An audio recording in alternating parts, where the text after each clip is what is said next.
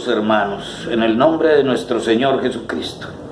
En el Evangelio de San Lucas, en el capítulo 4, de los versículos 25 en adelante. Y en verdad os digo que muchas viudas había en Israel en los días de Elías, cuando el cielo fue cerrado por 3 años y 6 meses y hubo un gran hambre en toda la tierra. Pero a ninguna de ellas fue enviado Elías, sino a una mujer viuda en Sarepta de Sidón.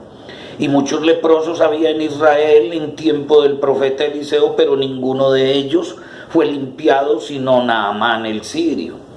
Al oír estas cosas, todos en la sinagoga se llenaron de ira. Y levantándose le echaron fuera de la ciudad y le llevaron hasta la cumbre del monte, sobre el cual estaba edificada la ciudad de ellos, para despeñarle. Mas él pasó por en medio de ellos y se fue.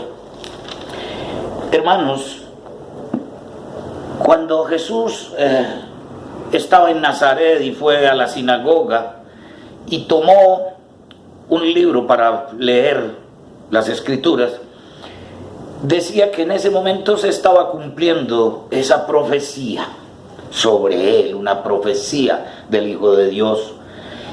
Y se maravillaban todos de la forma en que hablaba y de las cosas que decía y lo alababan. Pero llegó un momento en que Jesús les dijo esta verdad tan grande. Cuando Dios, por oración de Elías, cerró el cielo por 3 años y 6 meses y la lluvia no caía y no había fruto y estaban aguantando hambre. Y les habla de que por más viudas que había en Israel, ninguna fue alimentada, sino una mujer que no era del pueblo de Dios.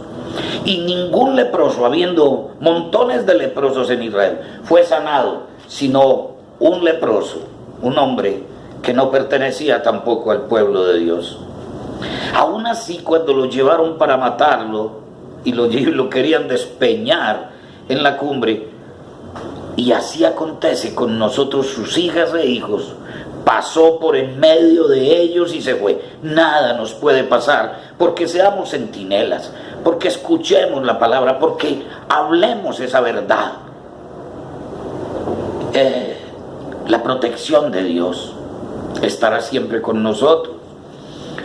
No podemos, los seres humanos, no soportamos la verdad, que nos digan la verdad, pero tenemos que ser esos centinelas a los que Dios llama. Por eso, hermanos, el castigo que recibió el pueblo de Dios por rechazar la tierra prometida y hacer todo lo contrario para agradar a Dios, lo vivieron 40 años en el desierto. Cuando sus hijos vieron lo que hacían sus padres y cambiaron y quisieron esas bendiciones de Dios y la tierra prometida que emana leche y miel, fueron bendecidos. Y Josué repartió todas estas tierras. Y muchos que necesitaban más tierra, como José, les fue dada más tierra. Aún la hija de Caleb, que le pidió tierras adicionales cuando se casó para que tuvieran agua, también le fue dada tierra. Era una bendición maravillosa cuando obedecemos.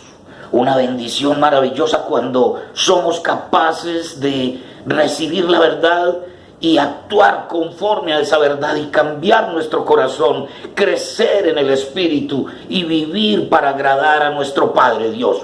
Vivir para seguir tomados de la mano de nuestro Señor Jesucristo y guiados por su Espíritu Santo. Esa lectura sería bien linda que la hicieran, y son los capítulos de Josué 16 y 17, lo mismo que en el Evangelio de San Lucas, ese capítulo 4.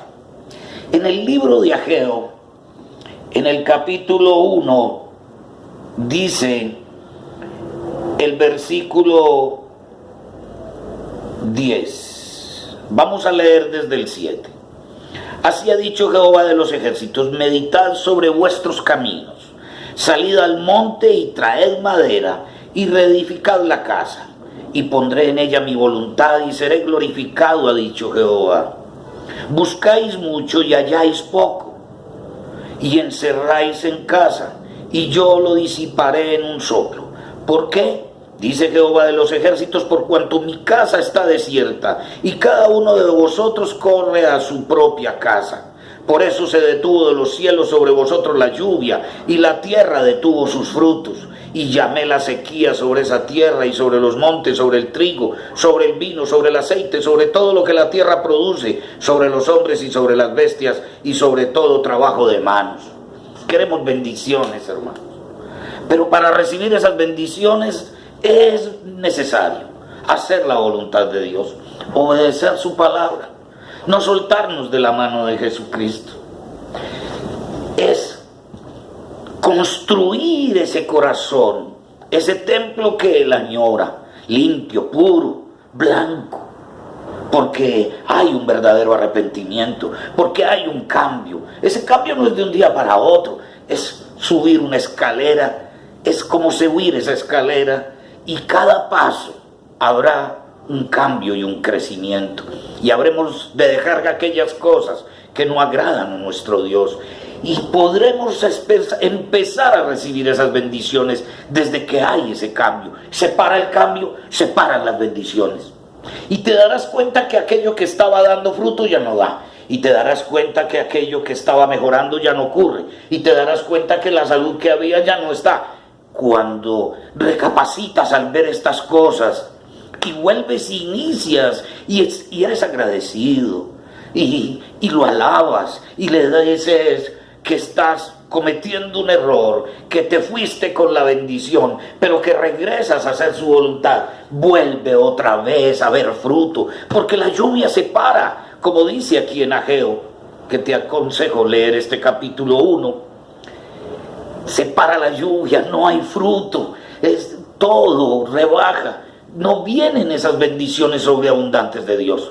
Y en esa medida del crecimiento habrá mayor bendición. Pero si yo no obedezco, si no hago la voluntad de Dios como hija, como hijo, pues no me va a faltar el alimento, pero nada va a sobreabundar. No me faltará el vestido, pero no voy a calmar el frío. Hermanos, es el tiempo este. Podemos leer en Hebreos y podemos leer también en Hebreos en el capítulo 3 aquellas cosas que habla del reposo del pueblo de Dios, para que entendamos aún más lo que Dios anhela en nuestros corazones.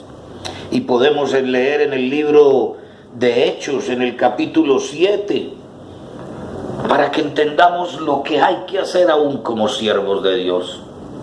Esa obediencia, ese crecer espiritualmente son bendiciones, hermanos. Es heredad de nuestro Padre Dios para nosotros, sus hijas e hijos.